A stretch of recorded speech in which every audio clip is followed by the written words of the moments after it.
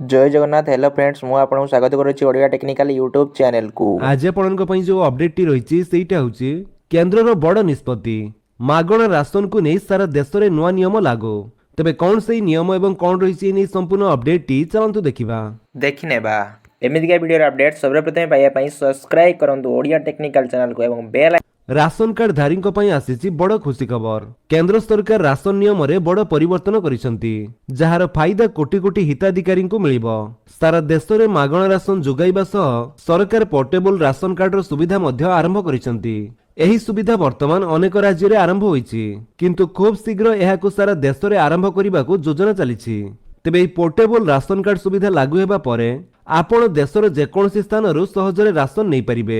एथिपाई आपनको कोनोसी अलगा कार्ड करिबाकू पड़िबो नाही। एहा सहित आपनको निज पुराना राशन कार्ड रे सुविधा पाई परिबे। तेबे केंद्र सरकारक पक्षरु मागणा राशन रो सुविधा डिसेंबर पर्यंत दियाजिबो। जातीय खाद्य सुरक्षा अधिनियम अनुसार सरकार योग्य हिताधिकारी को मासकु 2 थर राशन कोटा जोगाउछंती, जहार फायदा देशर कोटी कोटी लोक उठाउछंती। थरे राशन वितरण निर्धारित मूल्य करा जाए और द्वितीय थर गरीब कल्याण अन्न योजना अधीन रे मागणा जोगाई दिया जाए। तेबे पीएम गरीब कल्याण अन्न योजना अधीन रे मागणा राशन सुविधा जोगाई दिया जायछि। एथिरे गहम एवं चावल व्यतीत तेल, लूण एवं चीनी मध्य अनेक राज्य रे दिया जाउछि। एहा सहित अनेक राज्य रे 12 किलोग्राम अटा एवं 500 ग्राम चीनी मध्य दिया जाउछि बोली सूचना रहिछि। तो फ्रेंड्स यो थिला आपनक पई किछि अपडेट। जदि आपनक अपडेट टी भल लागिस तले वीडियो को लाइक कर दियंतु, आपनक संग मानक भितर शेयर करी जणांतु।